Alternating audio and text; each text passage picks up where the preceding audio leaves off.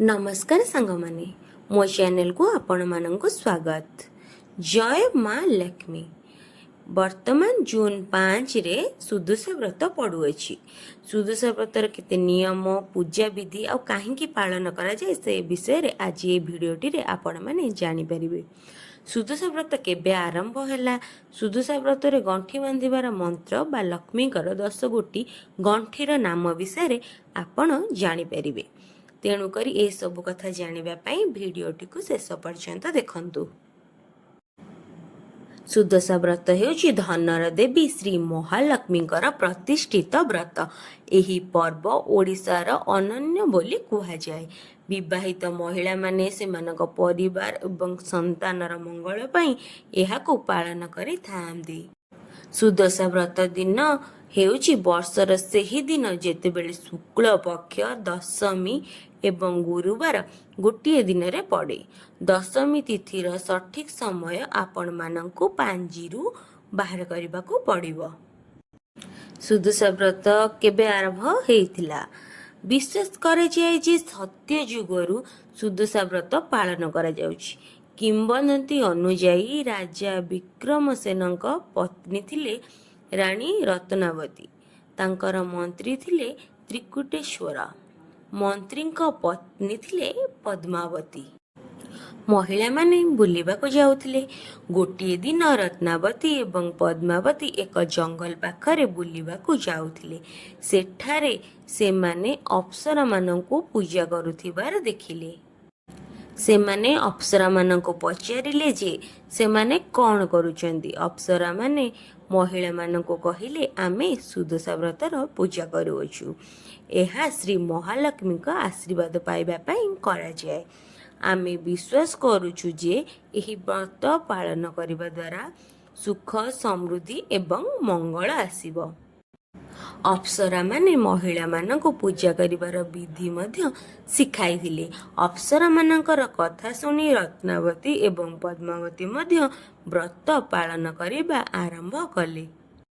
विश्वास करा जाए जे श्री महालक्ष्मी केवल स्वच्छ परिवेश रे वास करंती।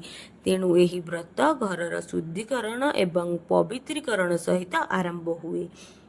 शुद्धिकरण माने पूर्व दिन समग्र घर को सफा करे जाए।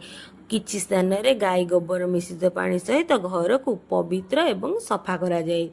घर जो जगह अळंदु थाए, घरे मसिया बा अलिया थाए ताकु सब कढ़ा जाए एवं घरर समस्त लुगापटा सफासफी कार्यक्रम मध्ये करा जाए। घर सफा रहबा सहित मन को भी स्वच्छ रखिबा आवश्यक होइथाए। पानी रे मिश्रित चाउल मैदा व्यवहार करी घरर सम्मुख प्रवेश द्वार रे विभिन्न चिता झोटी अंका जाई थाए। एगुड़िक प्रत्येक कोठरी बा घरर समेत प्रवेश द्वार रे मध्य अंका जाई थाए। विशेष करी टंका रखा जाइथिबा आलमीरा निकटरे माँ लक्ष्मीकर पाद 10 पाखुड़ विशिष्ट पद्म फूल मध्य अंका जाई थाए।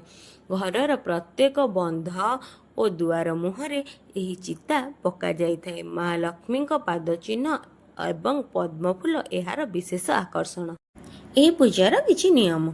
पूजा दिन पूजा स्थान पूजा दिन महिला माने ब्रह्म मुहूर्त सूर्योदयर बहुत पूर्वर उठी थांती। प्रायतः एही पूजा प्रायतः ब्रह्म मुहूर्त रे करा जाय थाए। स्नान परे से माने पूजा स्थान रे एक छोट काठ पटारे श्री महालक्ष्मीकर प्रतिमा स्थापन करती। महालक्ष्मी सम्मुख रे पाद 10 पाखुड़ा विशिष्ट पद्मफूल अंका जाय थाए। बहुमुखी दीप बा 10टी बत्ती थिबा दीप जला जाय थाए। धूपकाठी झुणा कर्पूर इत्यादि जला जाय थाए। महालक्ष्मी सम्मुख रे जलपूर्ण एक पात्र किंबा कलश रखा जाय थाए। एही कलश चाउल धान रे पूर्ण पात्र रखा जाय थाए। 10टी आंब पत्र थिबा छोट गुच्छ एवं सबुज नड़िया कलश उपरे रखा जाय थाए। पूजार विधि।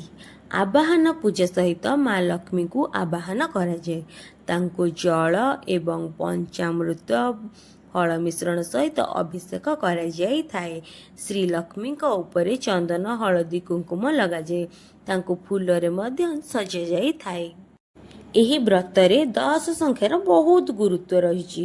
10 ଫୁଲ, 10 ମଣ୍ଡା ପିଠା, 10 ଛେନା ଭୋଗ, 10 ଦୁବ ଘାସ ମା ଲକ୍ଷ୍ମୀଙ୍କୁ ଅର୍ପଣ କରାଯାଏ। ଏହା ବ୍ୟତୀତ ଆବଶ୍ୟକ ସଂଖ୍ୟକ ବରକୋଳି ପତ୍ର, ଚାଉଳ ଦାନା ମଧ୍ୟ ଅର୍ପଣ କରାଯାଇଥାଏ। ବ୍ରତ ମଧ୍ୟରେ 10ଟି ଦୁବ, 10ଟି ବରକୋଳି ପତ୍ର ଏବଂ 10ଟି ଅକ୍ଷତ ଚାଉଳ ଦେଇ ବ୍ରତକୁ ବାନ୍ଧି ସେଟା ମା ଲକ୍ଷ୍ମୀଙ୍କ ପାଖରେ ପୂଜା କରାଯାଇଥାଏ। ଏହି ଦିନ ସୁଦଶା ବ୍ରତ ପୂଜା କରିବା ପରେ ସୁଦଶା ବ୍ରତର ବହିକୁ ପଢ଼ାଯାଇଥାଏ ଏବଂ ଶୁଣାଯାଇଥାଏ। ପବିତ୍ର ସୂତା। ଏହି ପର୍ବର ଗୁରୁତ୍ୱପୂର୍ଣ୍ଣ ବିଧି ହେଉଛି ଡାହାଣ ହାତରେ ପବିତ୍ର ସୂତା ବା ବ୍ରତ ବାନ୍ଧିବା। ଏହି ସୂତାକୁ ହଳଦୀ ପାଣିରେ ବୁଡ଼ାଯାଏ। ଶ୍ରୀ ମହାଲକ୍ଷ୍ମୀଙ୍କ 10 ନାମ ଜପ କରି ସୂତାରେ 10 ଗୋଟି ଗଣ୍ଠି ଦିଆଯାଏ। ଯଦିଓ ମହାଲକ୍ଷ୍ମୀ ଆମକୁ ଅଗଣିତ ନାମ ଏବଂ ରୂପରେ ଆଶୀର୍ବାଦ କରନ୍ତି, 10 ଗଣ୍ଠି ତିଆରି କରିବା ପାଇଁ ନିମ୍ନଲିଖିତ ନାମ ଜପା କରାଯାଇଥାଏ। ପ୍ରଥମ ଗଣ୍ଠିର ନାମ ଲକ୍ଷ୍ମୀ ନାରାୟଣୀ। ବ୍ରତ ଆଗରେ ଗଣ୍ଠି ପକାନ୍ତୁ। ଦ୍ୱିତୀୟ ଗଣ୍ଠିର ନାମ ହେଲା କମଳିନୀ, ଆଉ ଗୋଟିଏ ଗଣ୍ଠି ପକାନ୍ତୁ। ତୃତୀୟ ଗଣ୍ଠିର ନାମ ହେଲା ଶ୍ରୀ ହରିପ୍ରିୟା, ଆଉ ଗୋଟିଏ ଗଣ୍ଠି ପକାନ୍ତୁ। ଚତୁର୍ଥ ଗଣ୍ଠିର ନାମ ହେଲା ପଦ୍ମାଳୟା କହି ଆଉ ଗୋଟିଏ ଗଣ୍ଠି ପକାନ୍ତୁ। ପଞ୍ଚମ ଗଣ୍ଠିର ନାମ କମଳା କହି ଆଉ ଗୋଟିଏ ଗଣ୍ଠି ପକାନ୍ତୁ। ଷଷ୍ଠ ଗଣ୍ଠିଟିର ନାମ ହେଲା ଚଞ୍ଚଳା କହି ଆଉ ଗୋଟିଏ ଗଣ୍ଠି ପକାନ୍ତୁ। ସପ୍ତମ ଗଣ୍ଠିର ନାମ ଅଟେ ବିଘ୍ନସେନୀ, ଆଉ ଗୋଟିଏ ଗଣ୍ଠି ପକାନ୍ତୁ। ଅଷ୍ଟମ ଗଣ୍ଠିର ନାମ ସିନ୍ଦୁର ଦୁଲନୀ କହି ଆଉ ଗୋଟିଏ ଗଣ୍ଠି ପକାନ୍ତୁ। ନବମ ଗଣ୍ଠିର ନାମ ଦୁର୍ଗତି ନାଶିନୀ କହି ଆଉ ଗୋଟିଏ ଗଣ୍ଠି ପକାନ୍ତୁ। ଦଶମ ଗଣ୍ଠିର ନାମ ବିଷ୍ଣୁ ପାଟରାଣୀ।